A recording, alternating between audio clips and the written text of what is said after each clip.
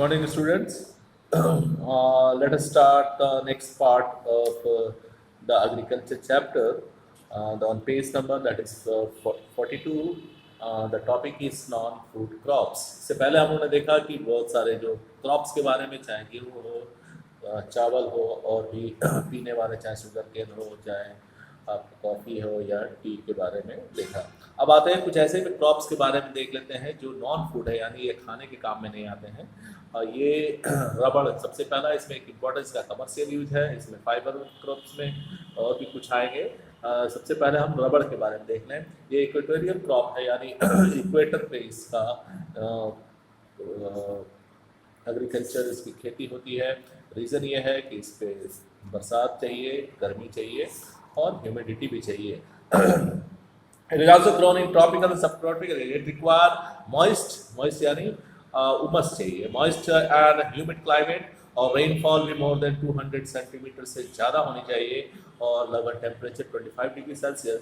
Rubber is important. आपका rubber का आप यूज़ जानते ही हैं कि इसका किस किस चीज़ में यूज़ होता है, और इसका जो ग्रोन होता है, यानी ये बोया जाता है Kerala, Tamil Nadu, Karnataka, Andaman Nicobar island and Garo hills of Meghalaya. ये इसलिए इस रीजन में ज़्यादा है क्योंकि यहाँ पे ह्यूमिडिटी ज़्यादा है और बरसात अक्सर होती है। नेक्स्ट फाइबर क्रॉप्स में आपका आएगा, जिससे आपके बोरे बनते हों या कुछ और कपड़े बनते हों। इसमें कॉटन है, जूट है, हेम्प है, नेचुरल सिल्क है, द 4 मेजर फाइबर क्रॉप्स। इसमें जो सिल्क को आप छोड़ दें तो सिल्क के अलावा जो बाकी है, कॉटन, जूट, हेम्प, ये सब खेतों में बोया जाता है। बट जो सिल्क है वो एक दैट इज मलबेरी पेड़ पे, जिसको तूत बोलते हैं, तूत के पेड़ों के कीड़ों को छोड़ दिया जाता है, और वो कीड़े के पत्तों, इस पेड़ के पत्तों को खा के ये मोटे होते हैं, और उसके बाद इनको वहाँ से हटा लिया जाता है, और उसके बाद इनको पानी में उबाल दिया जाता है, और इससे धागे बनते हैं, सिल्क जिसको रेशम कहते हैं। और इस पूरे प्रोसेस को सेरीकल्चर कहा जाता है। नेक्स्ट इम्पॉर्टेंट एक नॉन फूड क्रॉप है कॉटन, यानी सूती कपड़ा, जिससे ये बनता है। ये India is believe to be the original home. ये माना जाता है कि इंडिया जो है वो कॉटन का नेचुरल होम है, यानी सबसे पहले कॉटन जो था वो इंडिया में बोया जाता है। Cotton is one of the main raw materials for the cotton industry. के लिए सबसे बड़ा रॉ मटेरियल है, और it was the second largest producer of cotton after China. China के बाद दूसरा सबसे बड़ा इन वर्ल्ड में प्रोड्यूसर है। Cotton grows in the Deccan plateau. It requires high temperature. इसके लिए हाई टेम्परेचर चाहिए, लाइट रेनफॉल चाहिए, और इरिगेशन चाहिए, यानी बहुत थोड़ी थोड़ी सिंचाई की जरूरत पड़ती है। 210 दिन का कम से कम फ्रॉस्ट फ्री का मतलब होता है कि कोहरा नहीं होना चाहिए। जब इसके बॉल्स आते हैं, सफ़ेद फूल जब इस पे आते हैं बॉल्स, जिसको कॉटन बॉल्स बोलते हैं, ये जब आ जाए तो क्लाइमेट एकदम साफ चाहिए। अगर कोहरा हो जाए तो इसके जो कॉटन बॉल्स हैं वो काले होने लगते हैं, और इसके बाद इसकी क्वालिटी डाउन होती है। और स्क्राउट it is a kharif crop है। ये आपका मई जून जुलाई में बोया जाता है, and require 6 to 8 months to mature, और 6 से 8 महीने लगते हैं, जिस तरह हमारे यहाँ अरहर की क्रॉप को लगते हैं, या फिर गन्ने की क्रॉप को। मेजर आप देखते हैं कि कौन सा प्रोड्यूसिंग स्टेट्स है, दैट इज महाराष्ट्र, गुजरात, मध्य प्रदेश, कर्नाटका, आंध्र प्रदेश, तेलंगाना, तमिलनाडु, पंजाब, हरियाणा है। उत्तर प्रदेश में भी जो पश्चिम का इलाका है वहाँ पे कुछ हुआ है। Another is jute crop. ये एक अरहर की तरह का पौधा होता है, जिसके पौधे के छिलके को निकाल के जूट बनाया जाता है, जिसको आप घर में बोरी के रूप में या खाने पीने की चीज़ों में जो जूट की बोरियां आती हैं, थैले वगैरह बनाने में यूज़ होता है। इसको गोल्डन फाइबर कहा जाता है, क्योंकि इसको जब निकाला जाता है तो इस पर चमक जो होती है थोड़ी येलोइश होती है, काफ़ी चमकता है ये। Jute grows well on well drained fertile soils in the full flood plains. इसमें पानी वेल ड्रेन होना चाहिए, यानी जड़ में पानी नहीं लगना चाहिए, और बरसात भी खूब चाहिए। Soils are renewed every year, और फ्लड के जो प्लेन है, जहाँ पे फ्लड ज़्यादा आते हैं, उस प्लेन में इसको ज़्यादा बोया जाता है। और इसके लिए सबसे ज़्यादा बेस्ट है West Bengal, Bihar, Assam, Orissa, Meghalaya. The major jute producing state is used for making gunny bags. इससे बोरे बनाए जाते हैं, मैट्स बनाए जाते हैं, रस्सियाँ बनाई जाती हैं, धागे बनाए जाते हैं, कारपेट्स एंड अदर आर्टिफैक्ट्स बनाए जाते हैं। Due to its high cost it is losing market, तो ये महंगा पड़ता है, जिसकी वजह से आजकल जो खाने पीने की चीज़ें, चाहे आपने देखा होगा कि पहले चावल हो या दाल हो या खाने पीने की चीज़ें जूट की बोरी में आती थी, बट अब प्लास्टिक ने, इसका सिंथेटिक फाइबर ने इसका सब्स्टिट्यूट देने की वजह से आज इस पे बहुत ज़्यादा खतरा है। अब नेक्स्ट टॉपिक है इसमें टेक्नोलॉजिकल एंड इंस्टीट्यूशनल रिफॉर्म्स। आज हम लोग खेती की बात करें तो खेती हमारे यहाँ जिस हिसाब से समय के हिसाब से जो इसमें डेवलपमेंट होने चाहिए थे वो बहुत ज़्यादा नहीं हुआ, क्योंकि हम मानते हैं कि नियरली 60% ऑफ हमारी पॉपुलेशन जो है वो डायरेक्टली या इनडायरेक्टली खेती के ऊपर निर्भर है। फॉर ए ग्रोइंग पॉपुलेशन, दूसरा जैसे जैसे पॉपुलेशन बढ़ता जा रहा है, खेती का साइज कम होता जा रहा है। Agriculture is but provides liquid for more than 60% of need some serious technical and institutional reforms. अब जैसे जैसे पॉपुलेशन बढ़ेगा, खेती में भी हमें बहुत कुछ सुधार करने की ज़रूरत है। दस collectivisation, consultation of holdings, cooperation, evolution of zamindari, ये कुछ ऐसे मेजर्स हैं जो आज़ादी के बाद शुरू किए गए, जिसमें जो बड़े बड़े लैंड्स थे उनको हटा के बाकी लोगों को बांटा गया। सीलिंग एक्ट बोला जाता है इसको।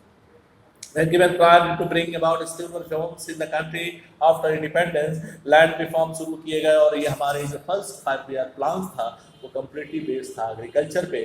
The right of inheritance had already lead to fragmentation of land holdings, और जैसे जैसे घर में परिवार बढ़ते गए, लैंड का जो आकार है वो छोटा होता गया, और छोटे लैंड की वजह से प्रोडक्शन पे भी उसका असर पड़ने लगा। अब आते हैं, the laws of land reforms were enacted but the implementation lacking of ड्यूकवाम। इस जो कानून बने उसका इम्प्लीमेंटेशन बहुत अच्छा तो नहीं रहा, और फिर गवर्नमेंट ने सोचा कि कुछ इसमें और भी कुछ चीज़ों की सुधार करने की ज़रूरत है, और 1970 के आसपास में ग्रीन रिवोल्यूशन शुरू किया गया कि इसमें हम क्या क्या खेती में नए चीज़ें कर सकते हैं और प्रोडक्शन बढ़ा सकते हैं। दो चीज़ आया था, एक था ग्रीन रिवोल्यूशन MS स्वामीनाथन के, जिन्होंने इसके करने में गवर्नमेंट की काफ़ी उन्होंने हेल्प किया था, और दूसरे थे दैट इज दूसरा रिवोल्यूशन था वाइट रिवोल्यूशन, यानी यहाँ पे दूध की पैदावार को बढ़ाना जरूरी था। तो जो भी लैंड से यानी एग्रीकल्चर से जुड़ा हुआ चीज़ है उसमें सब चीज़ सुधार की जरूरत थी। तो इसमें क्या हो सकता था, ग्रीन रिवोल्यूशन में हम नई टेक्नोलॉजी को यूज़ करें, चाहे ट्रैक्टर हो, खेती के नए औजार यूज़ करें, हाई एंडिंग वैरायटी के सीड्स लाएं, जिसमें यानी बीज ऐसा लाएं जो ज़्यादा प्रोडक्शन देता हो, सिंचाई की सुविधा को सही करें, पेस्टिसाइड यूज़ करें, इंसेक्टिसाइड और फर्टिलाइजर को बढ़ावा दें कि प्रोडक्शन बढ़े। और वाइट रिवोल्यूशन में क्या था कि लोगों को जिनके पास खेती कम थी उनको ये थोड़ा सा उनको अप्रिसिएट किया जाए कि वो जानवर पालें, और जिससे कि दूध का प्रोडक्शन जो है वो बढ़े। और एक अमेजिंग चीज़ भी है यहाँ पे, India is the largest cattle rearing country and largest producer of milk, but हम इतना पॉपुलेशन पे ये मिल्क जो है वो काफ़ी इनसफिशियंट माना जाता है।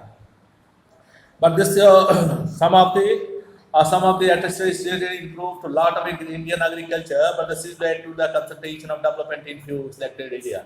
But ये दोनों चीज़ें जो हैं वो पूरे देश में एक हिसाब से इवनली इस पूरे प्लान को या प्रोग्राम को नहीं चल पाया, और इसका फ़ायदा कुछ सिलेक्टेड स्टेट्स को मिले, जैसे राजस्थान, पंजाब है, हरियाणा है, और कुछ स्टेट्स है, और ऑपरेशन फ्लड में गुजरात और इस तरह के देश हैं जहाँ पे बहुत ज़्यादा हुआ।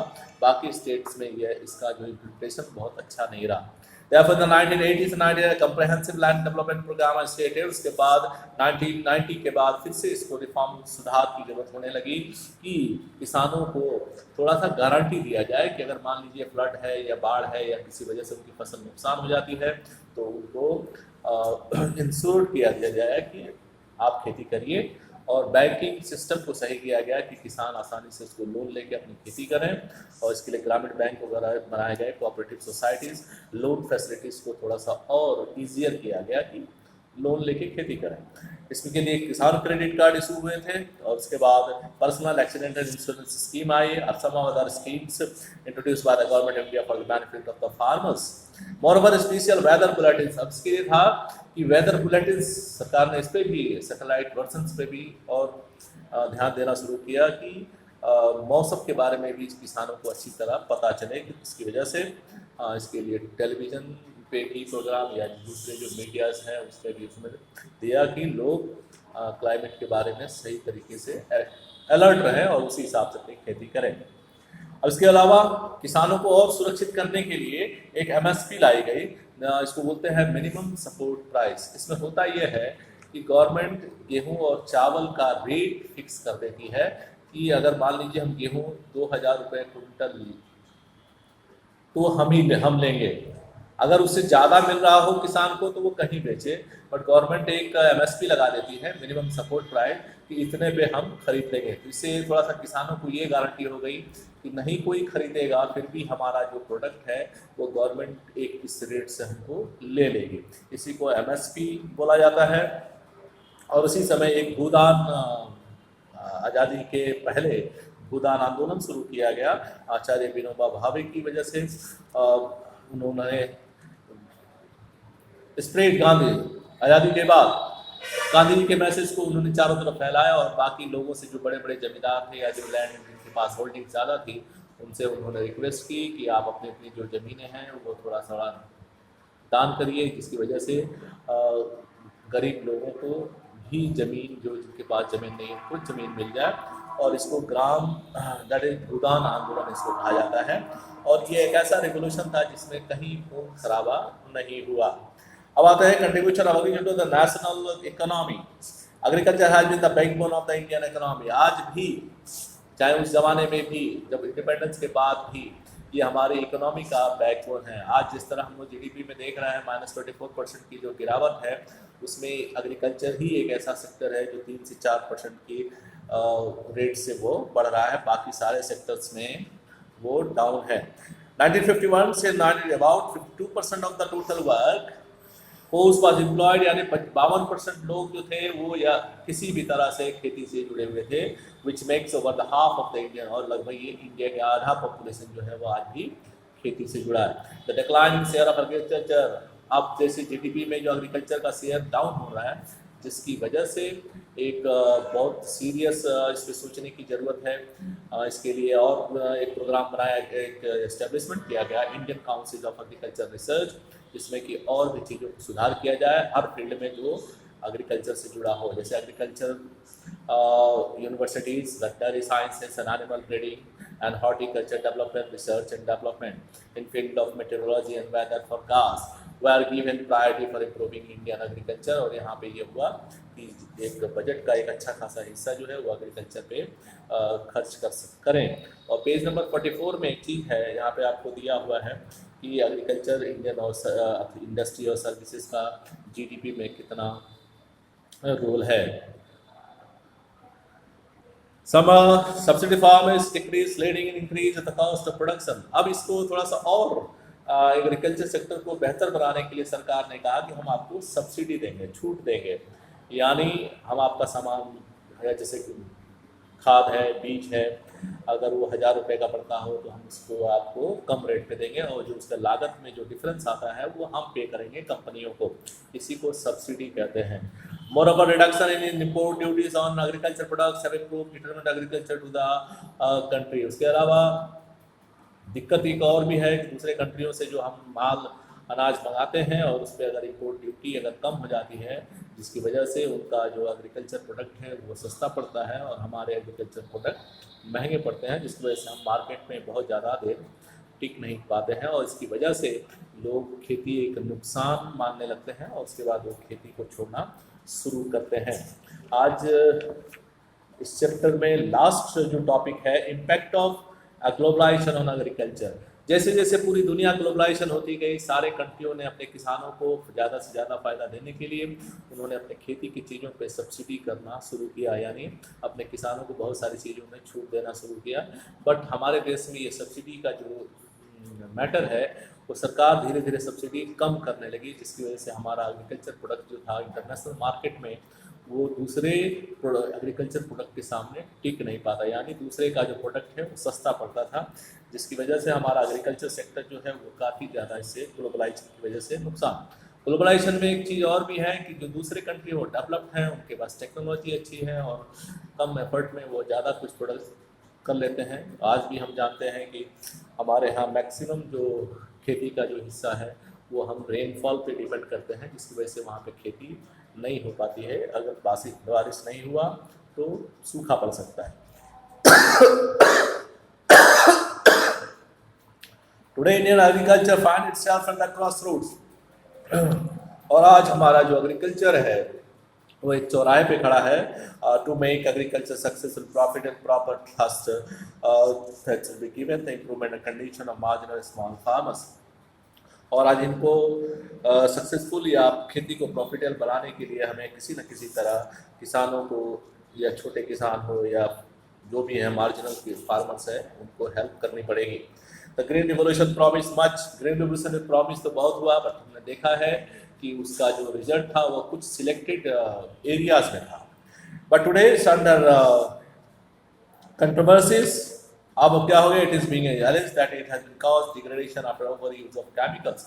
और ग्रीन रिवोल्यूशन की वजह से बहुत ज़्यादा हमने केमिकल्स यूज़ करने की वजह से, फर्टिलाइज़र यूज़ करने की वजह से आज हमारा जो खेती में जो ज़मीन में फर्टिलिटी है, जो नेचुरल फर्टिलिटी वो काफ़ी कम हो गई और हमारी ज़मीन जहरीली होती गई।